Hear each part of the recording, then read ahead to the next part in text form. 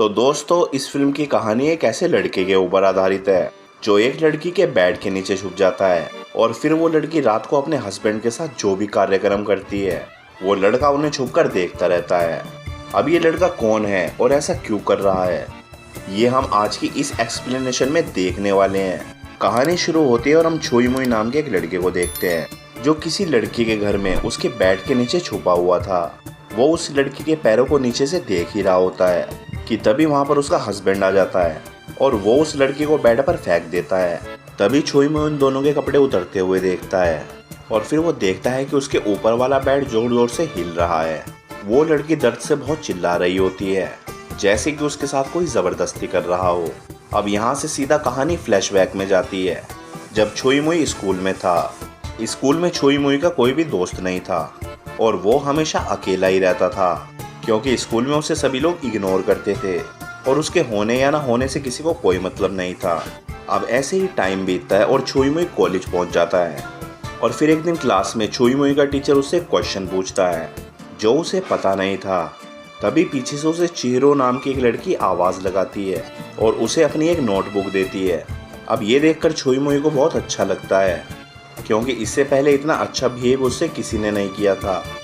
फिर क्लास के बाद छोई मुई घबराते हुए उससे कॉफ़ी के लिए पूछता है, जिसके लिए चिहिरो भी हाँ बोल देती है। इसके बाद कॉफ़ी पीने के साथ साथ चिहिरो उससे उसकी हॉबीज़ के बारे में पूछती है, जिस पर वो बोलता है उसको ट्रॉपिकल फिशेस बहुत पसंद है और उसका पूरा घर एक्वेरियम से भरा हुआ है। वो चिहिरो को भी बोलता है वो उसके घर में भी एक एक्वेरियम सेट कर सकता है, जिसके लिए चिहिरो भी मान जाती है। फिर अगले दिन छोई मुई उसके घर पर एक्वेरियम सेट करने के लिए जाता है पर उसे वहाँ पर चिहिरो नहीं मिलती। इसके बाद कहानी 11 साल आगे शिफ्ट होती है जहाँ हमें पता चलता है कि छोई मुई उससे आखिरी बार उस कैफ़े में मिला था और उसके बाद से आज तक वो चिहिरो से कभी नहीं मिला। पर वो अब भी चिहिरो को नहीं बुला पाया है और आज तक उसे ही ढूंढ रहा है। फिर ऐसे ही एक दिन उसे कुछ डिटेक्टिव्स की मदद से चिहिरो को पता मिल जाता है और जिसको पाकर वो बहुत खुश हो जाता है। पर इसके साथ ही उसे ये भी पता चलता है कि चिहिरो की अब शादी हो चुकी है और उसकी एक छोटी बेटी भी है। अब छोई मुई तुरंत ही उसके घर की तरफ निकल जाता है और उसके घर के बाहर छुपकर उसका इंतज़ार करने लगता है। और जब चिहिरो अपने घर से बाहर आती है तो वो काफ़ी कमज़ोर और उदास दिख रही थी। वो छोई मुई के पास से निकल जाती है लेकिन वो उसे पहचान नहीं पाती। अब छोई मुई उसे देखकर हैरान हो जाता है कि इन 11 सालों में ऐसा क्या हुआ कि उसकी ऐसी हालत हो गई। इसलिए छोई मुई डिसाइड करता है कि वो चिहिरो को पहले की तरह खुश मिजाज बनाएगा। इसलिए वो उसके घर के ही सामने एक एक्वेरियम शॉप रेंट पे लेता है और उसी बिल्डिंग के 3rd फ्लोर पर वो रहने भी लगता है। वो अपने रूम की दीवार पर चिहिरो की एक फ़ोटो लगाता है और साथ ही वो वहाँ पर चिहिरो की ड्रेस पहनी हुई डमी को भी रखता है क्योंकि छोई मुई जब उस डमी को छूता है तो उसे लगता है चिहिरो उसके पास ही है।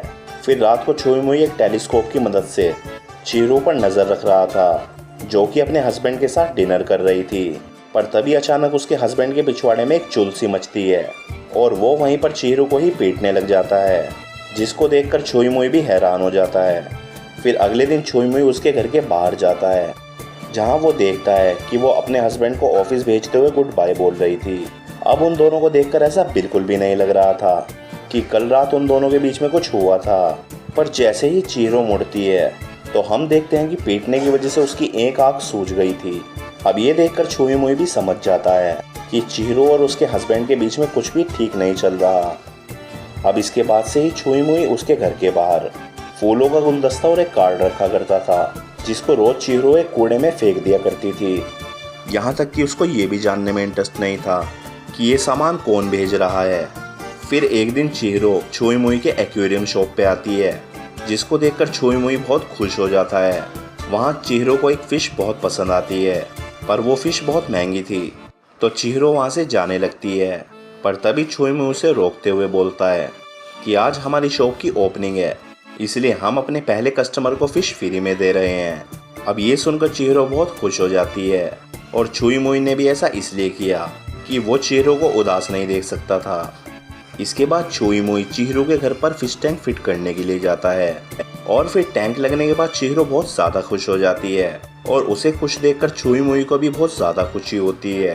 तभी वहाँ पर चिहिरो किसी दूसरे काम से किसी दूसरे कमरे में चली जाती है और छुई मुई मौका देखकर उसके घर की चाबी चुरा लेता है और फिर कुछ देर बाद वो उस चाबी की एक कॉपी बनाकर उस चाबी को उसी जगह रख देता है। इसके साथ ही वो एक लाइटर में एक माइक भी फिट कर देता है और वो उसे उस चिहिरो के बेडरूम में रख देता है ताकि वो उसके और उसके हस्बैंड के बीच की सारी बातें सुन सके। इसके बाद छुई मुई वापस अपने घर आ जाता है और फिर रात को जब उसका हस्बैंड वापस उसके घर पर आता है तो उस माइक की मदद से छुई मुई को पता चलता है कि चिहिरो का हस्बैंड उसे बहुत मारता पीटता है। अब ये सुनकर छुई मुई को बहुत ज़्यादा बुरा लगता है पर वो बेचारा कुछ कर नहीं सकता था। फिर अगले दिन जब चिहिरो अपनी बेटी को घुमाने के लिए बाहर जाती है तब चुपके से छुई मुई उसके घर पर जाकर फिश टैंक को साफ कर देता है और साथ ही वो लाइटर में माइक की बैटरी को भी चेंज कर देता है। अब ऐसे करते करते ही कुछ दिन बीत जाते हैं और फिर एक दिन हम देखते हैं कि छुई मुई उसके टैंक की सफाई कर कर बाहर आ ही रहा होता है। तभी उसे याद आता है कि उसके घर की डुप्लीकेट चाबी वो उसके कमरे में ही भूल गया है। पर तभी वहाँ पर चिहिरो भी वापस अपने घर पर आ जाती है और अब छुई मुई के पास दूसरा कोई रास्ता नहीं था और इसलिए वो चाबी को वहीं पर छोड़कर वहाँ से चला जाता है। अब ऐसे ही कुछ दिन और बीत जाते हैं और अब छुई मुई को लगने लगता है कि रोज़ रोज़ चिहिरो के घर पर आना जाना ऐसे ठीक नहीं है और इसीलिए वो एक दिन पूरी तैयारी करके चिहिरो के घर पर जाता है और उसके बेड के नीचे जाकर छुप जाता है। और फिर रात को जब उसका पति वापस घर आता है तो उसके बाद छुई मुई बेड के नीचे छुपकर उसके ऊपर हो रही ज्यादती को महसूस करने लगता है। और अगले दिन जब उसका हस्बैंड सोकर उठता है तो वहाँ पर उसे छुई मुई का भेजा हुआ एक कार्ड मिल जाता है।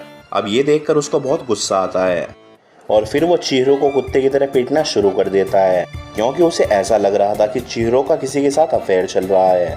अब छुई मुई भी ये सब देखकर रोने लगता है क्योंकि चिहिरो की ये हालत उसी की भेजे हुए कार्ड से हुई थी। फिर जब आधी रात को चिहिरो का हस्बैंड सो जाता है तब छुई मुई उसके बिस्तर के नीचे से बाहर निकलता है और भागता हुआ उसके बाथरूम में जाता है।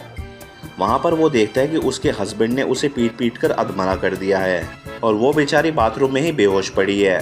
तभी छुई मुई उसे बाथटब से बाहर निकालता है और उसके शरीर को एक ब्लैंकेट से ढककर वहाँ से वापस अपने घर चला जाता है। फिर अगले दिन जब चिहिरो उठती है तो वो अपने ऊपर रखे ब्लैंकेट को देखकर समझ जाती है कि कोई तो है जो उसकी मदद कर रहा है। इसके बाद चिहिरो अपने बेडरूम में आती है और वहाँ पर ज़ोर ज़ोर से चिल्लाने लगती है कि अगर तुम मेरी बात सुन पा रहे हो तो मेरी मदद करो। अब दूसरी तरफ छुई मुई भी उसकी बातें सुन लेता है और फिर वो डिसाइड करता है कि अगर इस बार उसके पति ने उस पर हाथ उठाया तो वो उसे मार डालेगा। फिर अगली सुबह हम देखते हैं कि चिहिरो के फ़ोन पर उसकी मॉम का कॉल आता है जो उसको बताती है कि उसके फादर की तबीयत बहुत ज़्यादा ख़राब है और वो कभी भी टपक सकते हैं। और फिर रात को चिहिरो अपने हस्बैंड को ये सभी बातें बताती है और कहती है कि उसे अपने फादर से मिलने जाना है। पर उसका चूतिया पति उसे मना कर देता है और कहता है कि तू कहीं नहीं जाएगी, मरने दो उस बुढ़े को, मुझे घंटा फ़र्क नहीं पड़ता। अब ये सुनने के बाद चिहिरो को भी गुस्सा आ जाता है और वो अपने हस्बैंड को एक थप्पड़ मार देती है। तभी उसका हस्बैंड उसे गुस्से में पीटना शुरू कर देता है। पर तभी हम वहाँ पर छुई मुई को देखते हैं जो पर्दे के पीछे छुपा हुआ था और वो बहुत कोशिश करता है कि वो उसके हस्बैंड को मार डाले पर वो ऐसा करने की हिम्मत जुटा नहीं पाता और अपने घर पर आकर खुद को ही कोसने लगता है। वो गुस्से में खुद को ही इलेक्ट्रिक शॉक दे देता है जिससे वो वहीं पर बेहोश हो जाता है। फिर अगले दिन जब उसे होश आता है तो वो देखता है कि चिहिरो अपने बच्चे को लेकर इस शहर से बाहर जा रही है। अब ये देखकर छुई मुई उसका पीछा करने लगता है पर तब तक वो वहाँ से जा चुकी होती है। इसके बाद चिहिरो एक होटल में जाकर रुकती है जहाँ पर उसके हाथ में वही माइक वाला लाइटर था। अब चिहिरो को उस लाइटर में से कुछ आवाज़ सुनाई देती है तो चिहिरो उस लाइटर को खोलकर उसमें से माइक बाहर निकाल लेती है और अब माइक को देखकर चिहिरो समझ जाती है कि इसी से ही वो अनजान आदमी उसकी मदद कर रहा है।